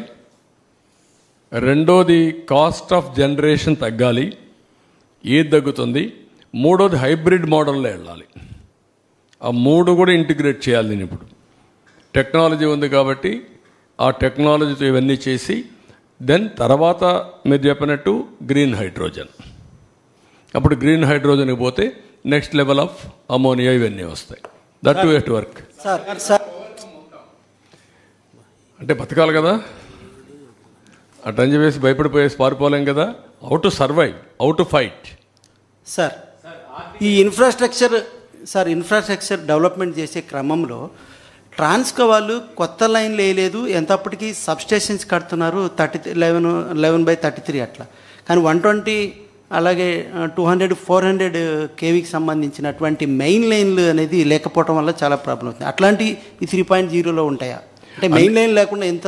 వాట్ ఐఎమ్ సేయింగ్, ఎన్ని వచ్చినా కూడా ఇప్పుడు అందుకే లోకల్ జనరేషన్ వస్తే ఈ లైన్స్ అవసరం లేదు. ఇప్పుడు నెంబర్ 1 షార్టేజ్ వచ్చినప్పుడు గ్రిడ్ మేనేజ్మెంట్కి లైన్స్ కావాలి. రెండోది అడిషనల్ పవర్ జనరేట్ చేసినప్పుడు కొంతమంది ముందుకు వచ్చేది ఏంటంటే మన స్టేట్లో, ఎందుకంటే ఇది ఎడ్యుకేషన్ కూడా కావాలి, గ్రీన్ హైడ్రోజన్ పోవాలండి. అది ఫ్యూచరిస్టిక్. గ్రీన్ హైడ్రోజన్కి ఎంతవరకు పోగలుగుతారు, అది వైబిలిటీ ఉందా, కొంతమంది ముందుకు వస్తున్నారు, మాట్లాడుతున్నారు. ఫస్ట్ ఎన్టీపీసీ మేము వెళ్తాం, మీరు పర్మిషన్ ఇవ్వమంటున్నారు. దానికి సెపరేట్ లైన్ వేయాలి మళ్ళీ. ఆ గ్రీన్ హైడ్రోజన్ వస్తే అందులో కూడా మనకు ఆదాయం వచ్చే పరిస్థితి వస్తుంది, ట్యాక్సెస్ ఇవన్నీ వస్తాయి. ఇవన్నీ కూడా ఎగ్జామిన్ చేసుకొని మనం గవర్నమెంట్ ఆఫ్ ఇండియా కూడా ఆంధ్రప్రదేశ్ని, మధ్యప్రదేశ్ని, గుజరాత్ని గ్రీన్ హైడ్రోజన్ హబ్స్గా పెట్టుకున్నారు. ఒక 3 రాష్ట్రాలని డెవలప్ చేయాలని చెప్పి ఆలోచిస్తున్నారు. అవన్నీ కూడా ఎగ్జామిన్ చేయాలి. సార్ తెలంగాణ కూడా విద్యుత్ బకాయిలు రావాల్సింది. One by one major subject ఇది. Sir solar power sir, one by one. Sir solar పవర్లో పిఎం సూర్యోదయ స్కీమ్ కింద Andhra Pradesh lagging behind sir. We are in 14th place. They are giving 78,000 subsidy for 3 kilowatt and 60,000 subsidy. మనం 1 lakh units కానీ పెట్టుకుంటే, house roof top solar పెట్టుకుంటే 3 crore units generate per month. అదేమా నేను ఏం చెప్పాను, డెమోక్రటైజేషన్ ఆఫ్ పవర్ జనరేషన్ అన్నాను. అంటే మీ ఇంట్లోనే కరెంట్ తయారు చేయొచ్చు, మీ పొలంలో కూడా తయారు చేయొచ్చు, నువ్వు వాడుకోవచ్చు, వాడుకునేది మిగిలింది డిపార్ట్మెంట్కి ఇవ్వచ్చు, రెండోది క్యాపిటివ్ జనరేషన్కి వెళ్ళొచ్చు. ఒకవేళ ఏదైనా మనకు డబ్బులు క్రాస్ సబ్సిడీ ఇవ్వాల్సి వస్తే ఎలక్ట్రిసిటీ డ్యూటీకి వెళ్తే విన్ విన్ సిచ్యువేషన్. ఇప్పుడు ఎట్లా వసూలు చేశారు, 1 రూపీ ఫర్ యూనిట్, 5,000 కోట్లు వసూలు చేసి ఆ డబ్బులు వీళ్ళు తీసేసుకున్నారు, డిపార్ట్మెంట్కి ఇవ్వలేదు. అదే క్రాస్ సబ్సిడీకి ఇచ్చుంటే ఇంకొంచెం బెటర్గా ఉండేది. ఇవన్నీ వర్కౌట్ చేస్తాం. ఏది ఇప్పుడు అన్నీ కూడా ఏంటంటే గవర్నమెంట్కు కొన్ని వనరులు రావాలి, గవర్నమెంట్ కొన్ని ఆబ్లిగేషన్లు చేయాలి, సంక్షేమం, ఎంపవర్మెంట్, పేదవాళ్ళ కోసం చేయాలి. How to balance all these things will work it out. మీరు అంతకుముందు ఉన్నప్పుడు ఓన్లీ 1 by 1 సబ్సిడీ సోలార్ మీద మీరు అంతకుముందు ఉన్నప్పుడు సబ్సిడీలు కూడా ఇచ్చారు సార్. కానీ ఇప్పుడు ఆ సబ్సిడీ కూడా ఇంప్లిమెంట్ అవ్వట్లేదు. వాటిని మళ్ళీ అన్నీ కూడా నేను ఇప్పుడు అందుకే ఫస్ట్ కట్లో మీకు ఇవన్నీ చెప్పాను. ఇది చర్చ జరగాలి, మళ్ళీ అసెంబ్లీలో కూడా చర్చిస్తాం. మళ్ళా ప్రజల్లో కూడా చర్చిస్తాం. వచ్చిన తర్వాత I will take a call. ఇవన్నీ కూడా ఫైనల్గా తీసుకొని ఏం చేయాలో చేస్తాం. సార్ తెలంగాణ గవర్నమెంట్ నుంచి ఒక 7,000 కోట్లు విద్యుత్ బకాయిలు రావాల్సి ఉంది సార్. ఆ విషయంలో ఏం చేయబోతా ఉన్నారు, వాటిని సాధించారు. నిన్న కూడా ఈ ఇష్యూ ఫ్లాగ్ చేశాం. సరే కొన్ని వాళ్ళు కూడా, ఎందుకంటే కమిటీ కూడా వేసాం, క్యాబినెట్ సబ్ అఫీషియల్ కమిటీ ఒకటి, మినిస్టర్స్ కమిటీ కూడా ఒకటి వేసాం. They will discuss all this issues. Sir ఇప్పుడు టారిఫ్స్ పెంచకుండా నాణ్యమైన విద్యుత్ అందజేస్తూ ఉంటున్నారు, అట్లాగే లాసెస్ చెప్పాలి కదా. ఇప్పుడు చెప్పాను నేను, నువ్వు చెప్తున్నావు నాకు, నేను ఉండే వాస్తవ పరిస్థితి కాదు సార్. ఇప్పుడు లాస్ట్ టైం ఏమైందంటే లాస్ట్ 5 yearsలో ఈ ట్రూ అప్ ఛార్జెస్ అలాగే సర్ఛార్జెస్ అని చెప్పి 300 రూపాయల బిల్లు వస్తే 700 అంటే 400 కలిపి 700 రూపాయల బిల్లు కట్టించుకున్నారండి. టీడీపీ కూడా ఆందోళన చేసింది దాని మీద. ఇప్పుడు రాబోయే కాలంలో అంటే టారిఫ్లు పెంచుతాం కానీ లేకపోతే కనుక ఇటువంటి ఛార్జెస్ ఏమన్నా కస్టమర్ మీద ఏమైనా ఇంపోజ్ చేసే అవకాశం ఉంటుందండి? అంటే నేను ఏమంటానంటే, నేను వాస్తవాలు 1,29,503 కోట్ల రూపాయలు బకాయిలు ఉన్నాయి. దీన్ని సర్వైవ్ చేయాలి. ఇప్పటికీ రావాల్సిన బకాయిలు కూడా కొన్న డిపార్ట్మెంట్కి అవి కూడా చెప్పాను, 50,000 కోట్లు ఉన్నాయి. ఇవన్నీ కూడా ఏ విధంగా చేయాలనో అందులో మెజారిటీ గవర్నమెంట్ ఇవ్వాలి, లేకపోతే ఇంకొక 17,000 కోట్లు కూడా మళ్ళీ ఈ ఎలక్ట్రిసిటీ డ్యూటీ అవన్నీ ఇచ్చారు. ఇవన్నీ ఉన్నాయి, అన్నీ కూడా ఎగ్జామిన్ చేస్తాం. చేసిన తర్వాత ఒక కాల్ తీసుకొని ఏ విధంగా ప్రజలకు మేలు చేయగలుగుతాం. సిచ్యువేషన్ ఇది. నేను అన్ని డిపార్ట్మెంట్లు ఈ పరిస్థితి, రోడ్లు లేవు, భయంకరంగా ఉన్నాయి. డిపార్ట్మెంట్లు అన్నీ ఇప్పుడు మీరు చూశారు, నేను ఇక్కడికి వస్తే కనీసం పాయింటర్ కూడా ఇవ్వలేకపోయారు. నాకు కూడా మూడు పోయింది 10 నిమిషాలు. ఇంకా కోపం వస్తే దానికంటే బియాండ్ నేను వెళ్ళలేను. నేను నిబ్బరం చేసుకోవాలా, నిబ్బరం చేసుకున్నా. వాళ్ళ డ్యూటీ ఏంటి? పాయింటర్ పెట్టుకోవాలి కదా, పవర్ పాయింట్ ప్రజెంటేషన్ ఒకసారి చెక్ చేసుకోవాలి కదా. ఇవన్నీ చాలా సమస్యలు ఉన్నాయి. అంటే ఇంకా ఎక్కువ మాట్లాడితే మీరేమంటారు, ఇది పోయి అది వస్తుంది రేపు highlight. This is where I am today.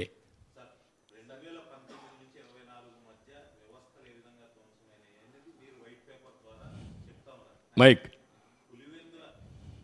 Pulivendula MLA ములాఖత్తులు అని జైలు దగ్గరికి వెళ్తూ నేను చంద్రబాబు గారిని హెచ్చరిస్తున్నా అంటూ పదే విమర్శలు చేస్తున్నారు. ఏం చేద్దామంటావు? ఏం చేద్దారంట? అదే నేను చెప్పేది కాదు, ఇట్లే మాట్లాడుతూ ఉంటారు. ఇప్పుడు ఇంకోటి కూడా గుర్తుపెట్టుకోవాలి, రాజకీయ ముసుగులో కరుడుగట్టిన నేరస్తులు వచ్చి రాష్ట్రాన్ని లూటీ చేసి, ఆ లూటీ చేసిన డబ్బులతో ఎక్కడికక్కడ బ్రైవింగ్ ఇచ్చేసి వ్యవస్థలకే ఒక ఛాలెంజ్గా తయారైపోయారు. అదొక సమస్య ఉంది నాకు ఇక్కడ. మీరు గుర్తుపెట్టుకోవాలి, వ్యవస్థలో 5 ఏళ్ళు సంపాదించిన డబ్బులు ఉంది, ఏ వ్యవస్థనైనా కొనే శక్తి ఉంది, ఆ వ్యవస్థను కొనే పరిస్థితికి వస్తారు. అందుకే మార్నింగ్ కూడా బ్యాంకర్స్ అని చెప్పాను, 200-500 రూపాయలు రద్దు చేయండి, క్యాష్లెస్ విలేజెస్ ఉండేట్టుగా ఎక్కడ చూసినా డిజిటల్ కరెన్సీ ప్రమోట్ చేయండి మీరు అని చెప్పాం. అవన్నీ ఏంటి మనం చెప్పేట్టు లాంగ్ టర్మ్లో ఒక వాల్యూ బేస్డ్ ఇవన్నీ. కానీ ఇప్పుడు ఎట్లా ఫేస్ చేయాలి? ఇవన్నీ ఉంటాయి. ఎవరు ఎన్ని అరిచినా, ఎన్ని బెదిరింపులు చేసినా ఐఎమ్ వెరీ క్లియర్, ఎవ్వరు కూడా నేరస్తులు తప్పించుకోలేరు, అవినీతి పరులు తప్పించుకోలేరు. ఎక్కడ విక్టిమైజేషన్ ఉండదు ఈ గవర్నమెంట్లో.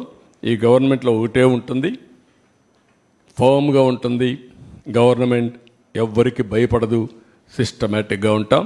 ఎవరు తప్పు చేసినా, ఎవరు రాజకీయ ముసుగులో బెదిరించాలన్నా ఆ బెదిరింపులకు ప్రభుత్వం భయపడదు. సార్, ముఖ్యంగా కరెంటు బిల్లులు చూపించి సంక్షేమ పథకాల్లో కూడా కోత విధించారు గడిచిన 5 ఏళ్ల కాలంలో. అంటే 500 రూపాయల కంటే బిల్లు ఎక్కువ వస్తే అర్హుడు కూడా ఆ లబ్ధి చేకూరిన పరిస్థితి ఉంది. ఆ విషయంలో ఎలాంటి కేర్ తీసుకోబోతా ఉన్నారు? వాట్ ఐఎమ్ సేయింగ్, అల్టిమేట్గా నేను ఎప్పుడు చెప్తాను, అభివృద్ధి జరగాలి, సంపద సృష్టించాలి, ఆదాయాన్ని పెంచాలి. పెంచిన ఆదాయం మళ్ళా అభివృద్ధికి, సంక్షేమానికి రెండుకి ఖర్చు పెట్టి సస్టైనబిలిటీ తీసుకురావాలి. ఇప్పుడు అన్నీ ఇంబ్యాలెన్స్ అయిపోయినాయి. ఇంబ్యాలెన్స్ అయిపోయిన దాన్ని బ్యాలెన్స్ ఎట్ట చేయాలి, ప్రజలు ఎట్ట అర్థం చేసుకోవాలి. మొన్న మేము హామీ ఇచ్చాం, హామీ ప్రకారం ఇమీడియట్గా ఏం చేసాం, 3,000 రూపాయలు పెంచాం, 4,000 రూపాయలు పెంచాం. 3,000 రూపాయల నుంచి దివ్యాంగులకు 6,000 పెంచాం. కొంతమంది ఇంట్లో నుంచి లేని వాళ్ళకి 15,000 పెంచాం. బెడ్ నుంచి రాలేని వాళ్ళకి 15,000 పెంచాం. అది మానవతా దృక్పథం చేయాలి. నిర్ణయం చేసాం. మళ్ళీ ఉచిత ఇసుక చెప్పాం. ఉచిత ఇసుక ఇస్తాను ఇచ్చాం. ఇప్పుడు దాన్ని కూడా కొంతమంది విమర్శిస్తున్నారు. అంటే ఎట్లా మాట్లాడుతున్నారంటే ఉచిత ఇసుక అంటే మేము ఇసుక ఇంట్లో ఇస్తామని చెప్పామని మాట్లాడతారు. లేకుంటే నేనే మళ్ళీ ఇల్లు కూడా కట్టిస్తాను, లేకుంటే వాళ్ళ ఇంట్లో కూడా పొలాన్ని నేను పని చేస్తాను అని చెప్తారు. ఏం చెప్పమంటారు వాళ్ళని? ఇది రాజకీయం. ఆ రాజకీయాలన్నప్పుడు వాళ్ళకి వాళ్ళు చెప్పేది తప్పని చెప్పాలి. దీనికంటే ట్రాన్స్పరెంట్ పాలసీ ఏమందంటే జిల్లాలకు అప్పచెప్పాం, స్టాక్స్ అన్నీ వాళ్ళకే ఇచ్చేసాం, అక్కడ ఇసుక తీయమన్నాం. ఏ నదిలో అయినా ఏ కాలువలో అయినా ఇసుకుంటే వాళ్ళ ట్రాక్టర్ ఉంటే ట్రాక్టర్కి, ఎడ్ల బండి ఉంటే ఎడ్ల బండికి నెత్తి మీద పెట్టుకోగలిగితే నెత్తి మీద పెట్టుకో తీసుకుపోమంటున్నాం. What more you want? మీరు పోయి ఎత్తపోండి, ఈయన కూడా పొమ్మనండి. వాళ్ళ ఊరికి పోయి ఒక ఎద్దుల బండి కట్టుకొని తీసుకుపోమని ఇంటికి. ఎవడొద్దన్నాడు? ఎవరు అడ్డపడతారు? అలాంటి బుద్ధి జ్ఞానం లేకుండా చేసే వాళ్ళని ఏమనాలి? వాళ్ళని మనుషులు అనాలి. ఉంటే వింత పశువులు కూడా ఉండవు మారిగా ఉంటాయి. ఇవన్నీ ఉంటాయి ఛాలెంజెస్. సార్, 1,29,000 కోట్ల అప్పు ఉంటే రావాల్సిన 52,000 కోట్ల వరకు ఉన్నాయన్నారు కదా, అట్లాంటి వాటిని రికవరీ చేయడానికి ఏమన్నా చేయాలి? అది కూడా గవర్నమెంటే ఇవ్వాలి. మళ్ళా ఎక్కడ నుంచి కాదు, దానికి కూడా గవర్నమెంట్ లింక్. మళ్ళీ ఎక్కడికి వచ్చింది లింక్? గవర్నమెంట్కే వచ్చింది. అది కూడా ఇవ్వకుండా చేసేసాడు. మళ్ళా వాళ్ళ దగ్గర ఉండే డబ్బులు, వాళ్ళ సేవింగ్స్, వాళ్ళ ప్రావిడెంట్ ఫండ్ కూడా డైవర్ట్ చేసేసుకున్నాడు బ్రూవరీస్ కార్పొరేషన్కి. What do you say? మీరు ఎవరు అతన్ని చీకొట్టడం లేదు. నువ్వెట్ట చేస్తావు, నేను చేస్తా, చేయకుండా ఎందుకంటే నాకు బాధ్యత అది. I will do it. Sir, Telangana నుంచి రావాల్సిన 7,000 కోట్లు బ్యాలెన్స్ ఎలాగో ఉంది, దాన్ని ఏమైనా మొన్న చర్చకు వచ్చిందా సార్ వీటి విషయాల్లో? పెట్టాం కదా కమిటీ. నువ్వు కూడా మెంబర్గా ఉంటావు కమిటీలో? కాదు,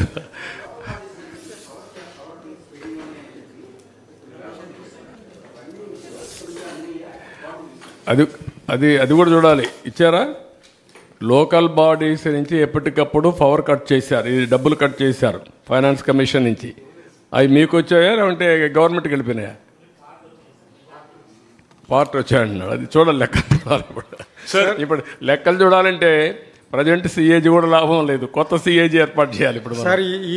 Sir, the numbers you have shown have already crossed red mark, I believe. So, will you be setting up a committee to handle and take care of the new policy? Committee? What committee? So, committee to look after the deficit numbers which you have shown to us. No, that what I'm saying, all these things, public has to think. And then committeeకి ఇచ్చిన committee ఏం చేయగలుగుతారు అనేది కూడా important. Will take all opinions if necessary. Expert committee కూడా if possible will have expert committee view కూడా. Will work it out various options. So will you delete those true-up charges and election, those true-up, the excessive charges that he levied? Will you delete those charges, those true-up charges in the election, in the current power bills? No, what I am saying, if you do that further, ఎక్కడికి పోతుందో తెలియదు కదా. ఇప్పుడు అప్పులే అంత ఉంటే రేపు కొనలేకపోతే, coal కొనలేకపోతే మళ్ళీ ఎక్కడికి పోతాం? పవర్ ఇవ్వలేము. ఇది ఒక విషియస్ సర్కిల్లో ఉన్నాం. ఈ విషియస్ సర్కిల్ నన్ను అర్థం చేసుకొని step by step how to come out అనేది కొంచెం టైం పడుతుంది. Will think over all. అల్టిమేట్గా కన్జ్యూమర్కి మెరుగైన సేవలు అందించాలి, దానికోసం వర్కౌట్ చేస్తాను. లాస్ట్ టైం ఏం చేశారు? ఇష్టానుసారంగా చేసి 19 వరకు మేము చేసిన పనులు ఉపయోగించుకొని 24, 23కి వచ్చే కొద్దికి పవర్ కట్లు పెట్టే పరిస్థితికి వచ్చారు. I don't want to go to power cuts again. Quality power ఇవ్వాలి, కాస్ట్ ఎఫెక్టివ్ ఇవ్వాలి, ఏమేమి మార్గాలను చూసుకోవాలి. One is short term, medium term, long term, I have to plan it. So will the state government launch a campaign for common people to adopt rooftop solar panels? Everything we will do. What all possible, everything. ఒకవేళ అందరూ roof టాప్కి వెళ్ళిపోయి అందరూ power వాళ్ళే మేము generate చేసుకుంటామంటే common మ్యాన్కి ఇవ్వాల్సి కూడా ఉంది మళ్ళీ. అది కూడా ఒక బాధ్యత. ఇవన్నీ కూడా ఏంటంటే హైబ్రిడ్ మోడల్లో వెళ్ళాలి.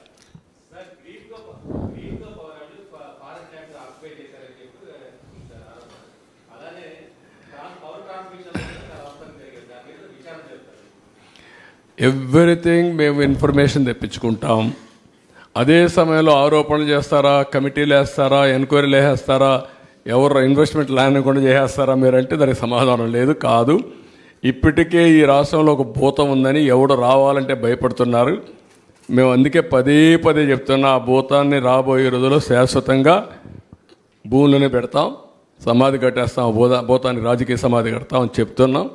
అలాంటి చెప్పినప్పుడు మీరు కూడా ఇమీడియట్గా ఎన్క్వైరీ చేసేస్తారా, లేదంటే ఇంకోటి చేసేస్తారంటే ఎవరు రారు రాష్ట్రానికి. మనం ఒక పద్ధతి ఉంది, ప్రజాస్వామ్యంలో ఉన్నాం. ఒక పక్క చట్టాలు ఉన్నాయి, కోర్టులు ఉన్నాయి, ఒక పక్క మనం ఉన్నాం. అందుకే అమరావతిని ఏం చేశాడు, ఒక అగ్రిమెంట్ చేశాం అమరావతిలో. అగ్రిమెంట్ ఏంటి, రైతులు సిఆర్డీఏ రాజధాని ఇద్దరు కలిసి సిఆర్డీఏ కలిసి ఒక మ్యూచువల్ అగ్రిమెంట్కి వచ్చారు. మేము భూమి ఇస్తాం, తిరిగి మాకు మీరు ఇవ్వాలని ఒక అగ్రిమెంట్కి వచ్చారు. ఆ అగ్రిమెంట్ చెల్లదు, నేను 3 రాజధానులు పెడతాను పెట్టాడు. ఏమైంది, సుప్రీంకోర్టుకు పోయాడు, 5 ఏళ్ళు అయిపోయింది, 3 రాజధానులు రాలేదు, ఉండే రాజధాని పోయింది. కొండ 4 మంది వేస్తే ఉండే 4 ఊడిపోయింది. అదే అతను చేసిన పని. దానివల్ల ఎంత నష్టం వచ్చింది, లక్షల కోట్ల రూపాయలు నష్టం వచ్చింది. లక్షల కోట్ల రూపాయలు ప్రజాధనం ఆవిరైపోయింది. అందుకే నేను చెప్పాను, తిక్కలోడు సంతకు పోతే ఏమవుతుందని. అదే జరిగింది, తిరునాళ్ళకి పోతాయి. సార్ పవర్ ప్లాంట్స్కి మీరు కూడా నన్ను ఎమోషనల్గా డిస్టర్బ్ చేయాలి, మీరు అది చేస్తారా, మీరు 5 ఏళ్ళు ప్రెస్ కాన్ఫరెన్సే చూడాల, మీరు మాట్లాడుతున్నారు దగ్గరికి వచ్చి మళ్ళా. కాదు, నేను ఇంత డెమోక్రటిక్గా క్వశ్చన్స్కి అన్నిటికీ సమాధానం చెప్తాను, మీరు అడిగిన దానికి అన్నిటికీ సమాధానం చెప్తున్నా. నాకెందుకంటే I'm confident what I'm doing is right. I want to convince you, I want to take forward and convince people. Sir power ప్లాంట్స్కి కోల్ షార్టేజ్ అనేది బాగా ఇష్యూగా ఉంది సార్. అంటే 2 days కానీ 3 days కంటే కూడా ఎక్కువ ఉండటం లేదు. ఏది పవర్ ప్లాంట్స్కి కోల్ ఇష్యూ, కోల్ షార్టేజ్ ఉన్నాయి. అది అంటే 3 to 4 days ఉంది. ఇంకా అది కూడా బిల్డప్ చేయాలి, కోల్ కూడా బిల్డప్ చేయాలి. ఇవన్నీ ఎట్లుంటాయంటే, ఇప్పుడు వర్షాకాలం వచ్చింది, ఎవడైనా కానీ ముందుంటే కామన్ సెన్స్ ఉంటే వర్షాకాలానికి మామూలు కంటే ఒకప్పుడైతే నేను నెలకు కూడా బిల్డప్ చేసాం, 10 రోజులు నెలకు బిల్డప్ చేశాం. ఇప్పుడు అది కూడా పోయింది. అలాంటి సమస్యలు ఉన్నాయి, అవి కూడా బిల్డప్ చేస్తాం. ఏం చేయాలో చేద్దాం. ఒకటి కాదు, చాలా సమస్యలు ఉన్నాయి. మీరు కూడా రాస్తే పాజిటివ్గా రాయండి, లేకపోతే ఎడ్యుకేటివ్గా రాయండి. ప్రజలకు ద్రోహం చేసే పని చేయొద్దని మీరు కూడా. సార్ ఈ హైడల్ పవర్ ప్లాంట్స్ నిర్వహణ లోపంలో ఉన్నాయి. రెండోది సీలియర్ పవర్ ప్లాంట్ ఒకటి నిర్మాణంలో ఆగిపోయింది సార్. ఆగిపోలా, ఇంకా ఉంది, ప్రాసెస్లో ఉంది. ఇక్కడ పిఎం సూర్యఘర్ అని డొమెస్టిక్ ఇచ్చారు, అది మీరు చెప్పిన ప్రోగ్రాం. కుసుమ్ అని బి అని ఫామ్ ల్యాండ్కి ఇచ్చారు. కుసుమ్ సి సబ్స్టేషన్ లెవెల్లో కూడా ఒక ప్రోగ్రాం ఇచ్చారు.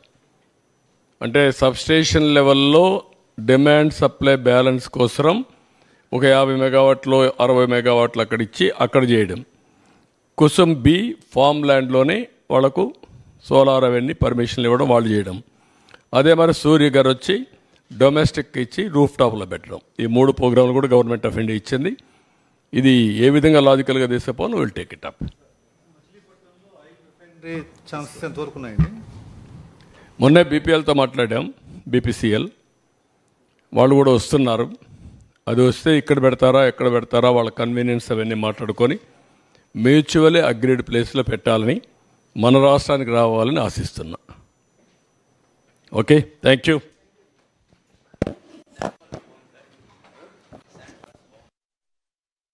కొంతమందికి బాగాలేదు, వాళ్ళు ఏం చేయాలా, భరించలేకపోతే ఏం చెప్పాలి వాళ్ళకి. రియల్గా నాకేంటంటే రియల్గా ఆర్థిక పరిస్థితి బాగాలేదు, డబ్బులు లేవు. నిన్నే ఢిల్లీలో పోయి అందరినీ కలిసి రిక్వెస్ట్ చేసి వచ్చాను. ఒక పక్క ఎవ్రీ డే టు డే 1,00,000 కోట్లు ఎంత ఉంది, అది కూడా రేపు ఎల్లుండి తీస్తాం, అప్పుడు ఫైనాన్స్ అప్పుడు చెప్తాం. అప్పులు ఉన్నాయి, అప్పుల వాళ్ళు ఎవ్రీడే తిరుగుతున్నారు. ఇప్పుడు వాళ్ళతో ఒక బాధ ఉంది. చిన్న చిన్న వాళ్ళు ఉన్నారు వాళ్ళు. ఈవెన్ మా పార్టీ వాళ్ళు ఎప్పుడైతే నరేగా చేసి అప్పట్లో ఆ డబ్బులే ఇవ్వాల, కోర్టు పోయినా ఇవ్వాల, ఇలాంటివన్నీ ఉన్నాయి. అవన్నీ క్లియర్ చేయాలి. మళ్ళీ ఇప్పుడు ఈ ప్రాబ్లమ్స్ ఉన్నాయి, కానీ చెప్పిన మాట నిలబెట్టుకోవాలి కాబట్టి ఫ్రీ ఇసుక ఇచ్చాం. అందరూ ప్రజలు హ్యాపీగా ఉన్నారు. వైఎస్ఆర్ కాంగ్రెస్లో కొంతమంది మాత్రం కడుపు నొప్పి వచ్చేసింది. అది చూసిన తర్వాత ఉంటాయి సమస్యలు ఉంటాయి. Will do it. దాన్ని ఇంకా మాస్టరైజ్ చేయాలి. ఎక్కడ ఎవ్వరు కూడా మిస్యూజ్ చేయకుండా దాన్ని ప్రాపర్గా ప్రజలకు అందే విధంగా చేయాల్సిన అవసరం ఉంది. Will do it. Thank you. తగ్గంగా అది 1/4 వచ్చేసింది కొద్దికల్లా. ఎంత ఒక 48 లక్షల మెట్రిక్ టన్నుల అవైలబిలిటీలో ఉందని నాకు ఇన్ఫర్మేషన్ ఇచ్చారు. ఇప్పుడు ఇరిగేషన్ ద్వారా శాండ్ తీసుకునే అవకాశం ఉంది. అంటే బోట్మెన్ సొసైటీ అవన్నీ అది తీస్తే ఒక 60-70 లక్షల మెట్రిక్ టన్నులు వస్తుంది. ఆ రేటుకే వాళ్ళు చేసిన రేటు సేనరైజ్ చేసి ఎక్కడైతే తీసేపోమంటున్నాం. జిల్లా అడ్మినిస్ట్రేషన్ డిసైడ్ చేసుకుంటారు. ఈ 3 నెలలు మేనేజ్ చేస్తే తర్వాత కొత్త పాలసీ వస్తుంది. Thank you.